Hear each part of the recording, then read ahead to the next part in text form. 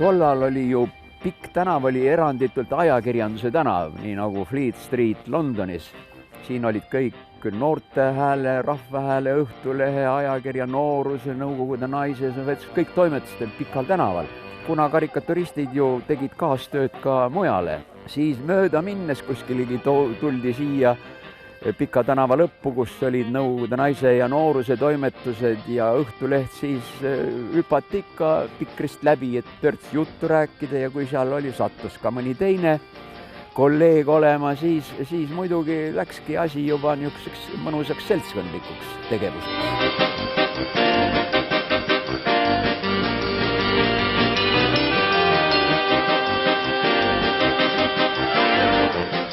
See asus selles majas, kus praegu on esimesel korrusel üks antiigikauplus. Ma numbrit ei tea ja seal tuli treppi mööda minna teisele korrusele ja seal oli kohe üks suur niisugune saal, sest see oli mingi vana Tallinna kodaniku korter ja selles suures saalis oli siis suur piljardilaud ja nurgas istus kunstiline toimetaja.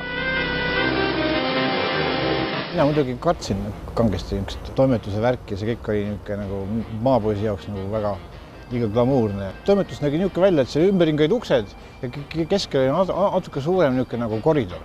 Ja keset see koridor oli piljardilaud, niisugune roheline piljardilaud, hästi suur. Ja selle ümber seisis siis kõik kuulsused, kes siis selle all olid need suured karikaturistid ja föötonistid ja toimetajad ja kõik, eks ole. Kell oli täpselt 12, kui pidi sinna minema ja siis saigi seal oodatud ja järsku ühest väike mees tuli välja. Ma mäletan, et ta oli niisugune väike preidega paks ja piip oli suus. Selle kogu popsis tuli sinna ei vaadanud kellegi otsa, ütles tere seal kellelegi mõnele staarile nagu vilunud dirigent andis kätt. Ja siis tehti laua ümber ruumi ja igaks astus siis sinna lava juurde või selle piljardlava juurde ja pani oma pildid sinna peale niimoodi. Ja siis keegi ei öelnud ühtegi sõna kõigepealt ja siis tema nimi Rait Aarma oli see peatoimetaja, minu esine peatoimetaja. Tema siis käis seal ümber laua, vaatas neid pilte, tõstis ja siis ütles, Lehiste, mis sa sellest arvad? Lehiste ütles, ma ei tea, et sa võib olla, läheb spordi alla. Nii, ja niimoodi käisin kiirelt ja nendega midagi teha, need viigi kohe tagasi. Kuna Edgar Valter mind sinna esitles, siis ta oli ikkagi autoriteet. Ilmselt mul vist esimese korraga vist võeti ka mingi üks pilt võib-olla vastu, aga see oli nagu suur saavutus, et üks pilt sai ikka siis ära antud, nagu ta toimetas ja see ilmus ka siis. Kui näiteks keegi sai kena honorari, siis oli tavaline komme, et ostis seal pudeli või 2 konjakit. Konjak oli ju nii odav, siis ju 4 rutsi maksis pudel. Nii et oma 20 rutsise pildi eest võisid osta rahumeeles ühe konjaki ja selle kolleegidega ära tarvitada. Siis seal samas selle piljardilaua ümber siis seistes tripsutati seda konjakit ja kohvi ja aeti lora juttu ja räägiti värskeid Nõukogude vastaseid anekdoote.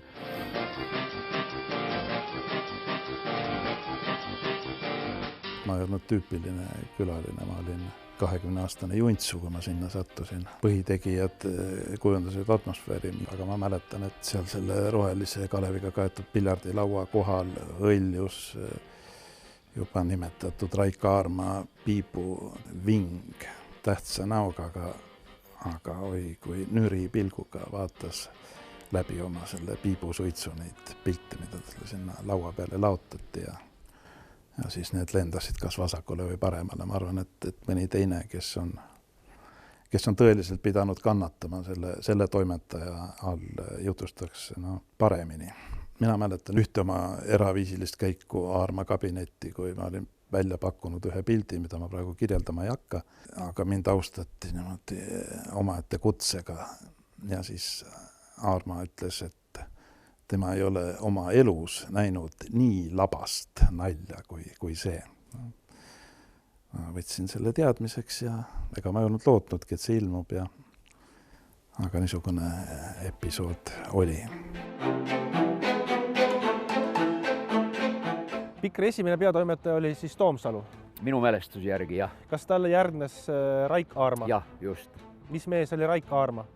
Rait Aarma oli omavahel öeldes kehvem vend kui Toomsalu. Toomsalu oma positsioonist ja kõigest hoolimata lubas meil rohkemat vabadust ka selliseks väikseks nõukogude võimu torkimiseks, aga Raik Kaarma oli puhas karjerist, parteiline karjerist ja selle juures hirmsasti pabistas oma koha üle, et ta sealt minema ei lendaks. Nii et tema ajal oli sageli palju raskem oma kavatsusi läbi viia, aga õnneks ta ei olnud eriti taibukas mees. Oli ettevaatlik ja kõik muu, aga mõistust oli natuke vähevõitu. Ja selle tõttu me ikka tõmbasime teda tillist, nagu öeldakse, ja aeg-ajalt jälle Pikris ilmus mingisugune asi, mille üle skandaal tekkis ja mille üle rahvas irvitas. Nii et ta vist ikka lõpuks selle sama asja ohvriks langeski. Mul ei ole täpselt meeles, millal see väljavahetamine toimus, vist Harri Lehiste vastu, aga küllap siis vist ikka taibati seal partei keskkomitees ka, et Aarma ei ole ikkagi see mees, kes selles ametis peaks olema.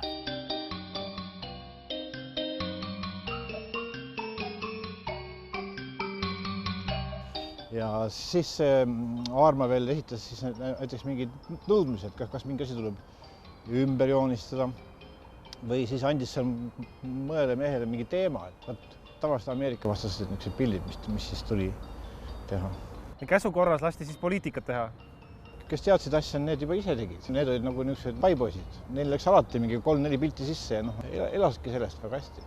Poliitiline karikatuur toitis terve rea inimesi ära seal. Raik Kaarma siis korraldas sellised tseremoonia iga kord, kui oli materjali vastuvõtmine. No mis mees ta oli selline, mis ta enda kunstiharidus oli? Oi, mul pole õrna aimagi, mis mulle on jäänud mulje, et ta oli sõjaveterana midagi niisugust. Kui palju oli survet Pikri toimetaja poolt, eelkõige just noorematel autoritel joonistada ka neid onusämme ja tuumapeasid ja revisioniste ja sõjaõhutajaid? Siin tuleb nüüd vaadata, et kes oli toimetaja. Kuni 74. aastani oli Raik Kaarma oli peatoimetaja. Tema on niisugune mees, kelle kohta mul ei ole ühtegi head sõna öelda ja ma kasutasin selle võimalusega ära kohe, kui vabamad ajad tekkisid. Esimene ja viimane minu elus selline artikkel, mida võiks nimetada sõimuartikliks. Ma olen kirjutanud sealsamas Pikris, kunagi ilmus just Raik Kaarma kohta. Tähendab, see oli mees, kellel ei olnud huumorimeelt, kes ei sobinud absoluutselt oma ametisse ja kelle puhul üldse peab imestama, et kuidas niisugune asi nagu Pikker kuni Lehiste tulemiseni üldse võis ilmuda. Ja tema selle rumaluse hulka kuulus ka muidugi see nende onusämmide ja niisuguste piltide tellimine, aga selleks olid teised mehed. Nooremad ei läinud selle nõudmisega kaasa, mõned üksikud erandid. Et mina seda survet ei ole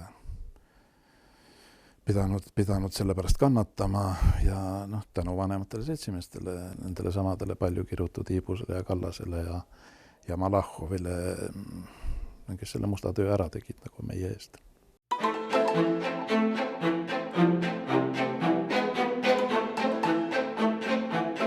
Vot sellele kuulub nüüd üks pikk lugu juurde. Ärge naerge vale koha peal. See oli 1983. aastal, ma täpselt mäletan, oli rahvusvaheline karikatuurinäitus Zapročny mir, kindla rahu eest. Seal osalesid kogu maailma karikaturistid. Ja enne seda oli meil tehti siis ajupesu nii-öelda, õpetati 2 kuud enne seda joonistama. Ja nüüd põhiettekandes Boris Jefimov ütles, et nii mitu tuhat onusammi on joonistatud, nii mitu tuhat luukere, luukere pidi olema ju see kriisid välismaal, Ameerikas ja nii edasi. Ja et mõelge välja uusi sümboleid. Rahutuvi mõtles ka Picasso välja, miks nõukogude kunstnik ei mõelnud. Ja mina nüüd tegin sellise lahenduse ja niipea kui Jefimov ja Kukruniksid seda nägid, Jefimov ütles, et tõuske noormees püsti, see saab kuldmedali näitusel. See näitus oli omaette paroodia. Kuldmedali sai võitleva Vietnami kunstnike rühmitis. mul oli see üllatus, et mina pidin ju saama nagu nende jutu järele. Aga minu pilti ei olnud, ma panin tähele, näitusel ei olnud üldse väljaski, kadunud. Žürii esimees oli Erluf Pitstrup, muidugi see oli juba lääne kommunist nii-öelda, ta oli selles mõttes ausam ja tema natuke punastas ja ütles, et ma pean kahjuks välja kuulutama, et žürii ei näinud neid pilte, aga me usume, et Vietnam võitleb praegu Ameerika vastu, sõda käis. Nad on eesliinil, nad oma isikliku verega kaitsevad ja me andsime selle eest neile, aga otsitakse neid töid, nad olevat saatnud, on teada, et nende tööd on Moskvas. Nii et seda ei pandud välja, aga mina sain selle eest siis rahvusvahelise rahu eest hõbemedali. See oli numereeritud ja nii, et ma peaks seda nüüd rinnas kandma. Rahu eest võitleja ma olin. Meie kõikide noorte nii-öelda kõik ühtse saatus oli see, et meid avaldati niisuguses rubriigis nagu sulesähvatusi või siis raja tagant. Et need olid kaks niisugust kindlat rubriiki, kuhu sai oma pilte teha, sest neid meiesid hästi palju sel ajal, kes noored just hakkasid tegema karikatuuri ja keegi ei teinud poliitilisi karikatuure. Täiesti väistused, et mina teeks mingi Ameerika imperialismi teemalise pildi, et see kuidagi ei olnud minu nagu selles elu kontseptsioonis üldse ei oma mingit kohta. Ja ka teised Priit Pärn ja Mati Kütt ja kes seal veel kõik olid, Illar Mets hiljem, et keegi ei teinud poliitilisi pilte. Ja meie jaoks oligi siis kaks rubriiki, nagu ma ütlesin, raja tagant ja noorte sulesähvatusi. Aga 80-ndatel ma avastasin, et ka Vahur Kersna mõned aatompommid joonistanud ja Hillar Mets isegi joonistas mõne aatompomi. Et kas siis ikkagi surve noorematele oli nii tugev, et... Ma nüüd ei mäleta neid pilte täpselt, aga aatompomm on tegelikult, ega see ei ole mingi niisugune hea asi, et seda peaks kuidagi kiitma heaks. Või et kui mingi niisugune hea idee oli, et aatompommid on võimalik maha teha, seda võib teha, eks ole. Aga ma mõtlen, need vanad pildid, need rahutuvide ja igast niisugust asjadega, neid ei teinud. Siis vist eriti ei mõeldudki sellele eriti, et see on nagu mingil määral häbiväärne või see käis nagu selle nõukogude elulaadi hulka või tehakse igasugust kunsti. Et vasaku käega tehakse ära see, mis on vaja teha ja paremaga seda, mida siis tahad teha. Jah, kui siis veel sellele paremale käele, kui vasak käsi ei olnud juba aju ära väsitanud liiga, et jäi ka veel aega. Kuidagi väga meestekeskseks kisub karikatuuri ja pikri analüüs. Tegelikult seal oli ka naisautoreid. Tikepää Kaevõder. Mõlemal oli oma käekiri, kus Tikepää tegi naisilikke joondega karikatuuri tegi ja Kaevõder oli natukene moodne. Ja eks iga karikatuurist pidi tollal tegema midagi taolist ka, mis oli Nõukogude korra poolt ja ütleme imperialismi vastu. Oli see, kes mina, Iibus, Valk või ükskõik keegi teine, kes vähem, kes rohkem. Oli mõni karikaturist, kes ainult sel teemal tegi.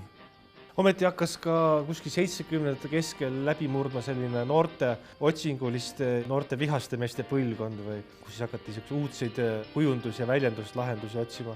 Kurti Vool tuleb mulle kohe meelde, Jüri Kerem, äärmiselt andekad ja isegi nagu absurdi huumori piirimaile juba jõudvad autorid.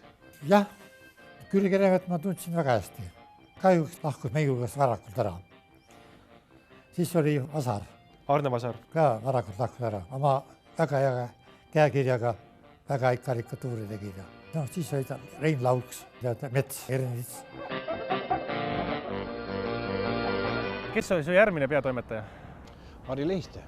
Mis mees tema oli ja kuidas tema ajal Pikker arenes? Harri oli väga nagu sõbralik inimene ja hästi arusaaja ja huumorisoonega.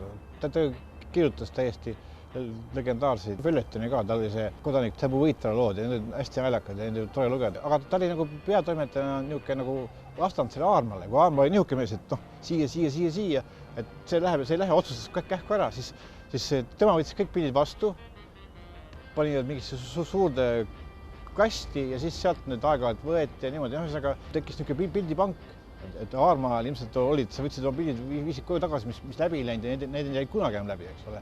Sa võisid nad ümber joonistada võib-olla hiljem, et jälle siis esitada, aga et Eesti oli väga hea peatoimetaja, aga ta sai ka muidugi kõvasti vatti sealt keskkomiteest, sest et need toimetajad tihtipeale said riielda, aga Pikker oli nagu eriti kogu aeg niisugune natuke noatera peal, kuna see temaatika on ju ka niisugune kriitika, eks ole, kriitika on alati võib olla natuke liiga kriitiline. Ega sa olid tohtinud ju kõiki asju teha, eks sa olid teada, et sa võisid poterdada seda majavalitsust nii palju kui kulub, eks ole, aga mingi partei keskkomitee esimees ei tohtinud nagu unistada, et sa võid temast mingisuguse mädapildi teha. Lehiste käis peaaegu iga Pikkeri ilmumist keskkomitees aru andmas. Sest alati oli seal sellist asja, mis ei meeldinud.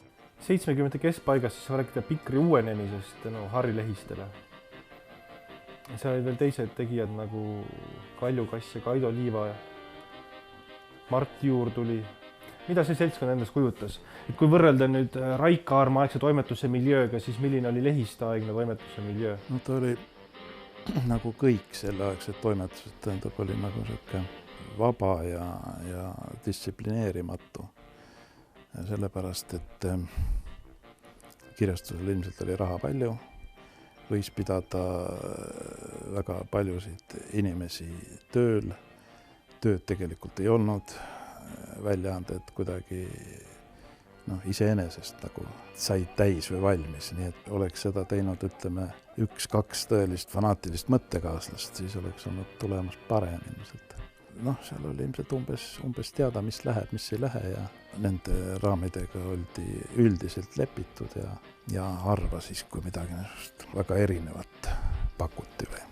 Kas huumoriajakirja toimetuses oli ka kuidagi humoristlikum õhkkond? Päevalt küll tegelikult, nii palju kui mina mäletan. Nalja ja sealhulgas lolli nalja seda tehti. Igas toimetuses, kus mina sattusin, tegelikult ma töötasin siis Sirbise osakas 70-ndatel, Pikris ma olin nagu autorina ainult esinesin, nii et ma ei oskaks küll öelda, et Pikker oleks palju, või kas üldse mingi lõbusam või vaimukam seltskond olnud.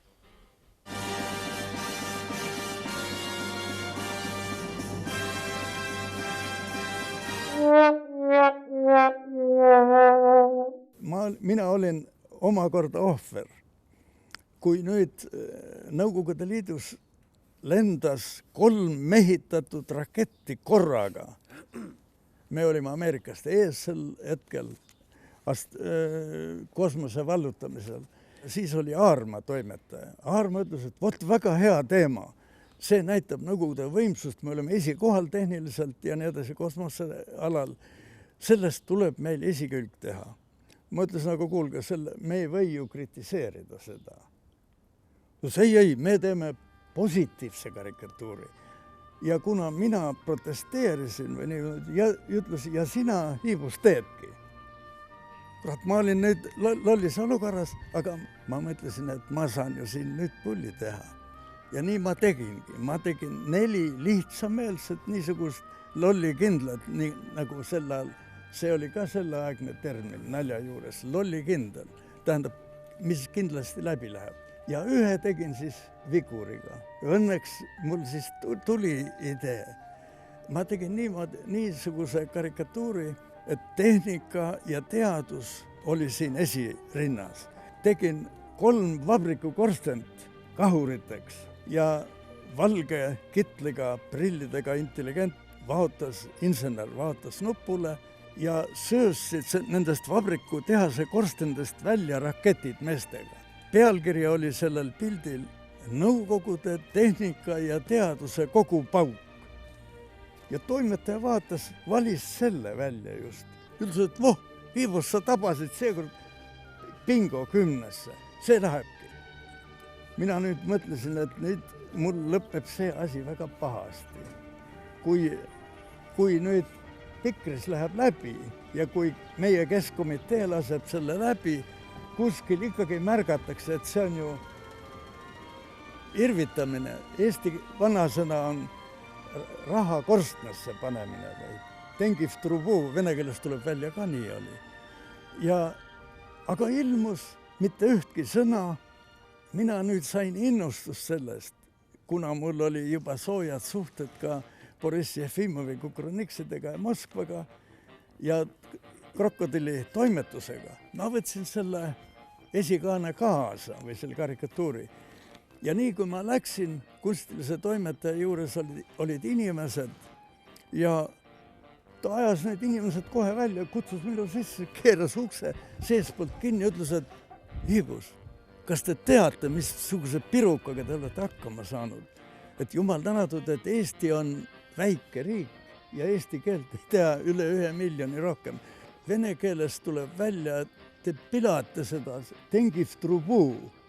Meil kõik vaatasid, et see on nõukogude vastane, see on irvitamine.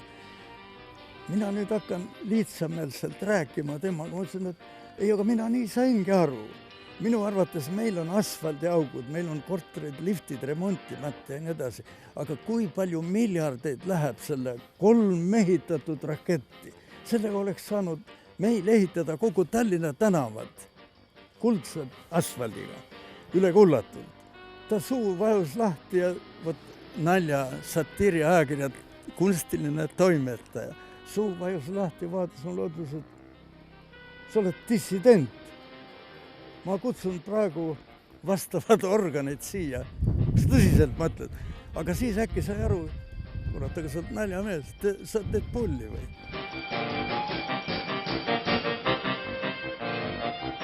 Mida aeg edasi läks ja mida rohkem tülgastust ja viha selle nõukogude võimu ja süsteemi vastu tekkis, seda rohkem me hakkasime tegema ikkagi üha avameelsemaid ja tigedamaid pilte.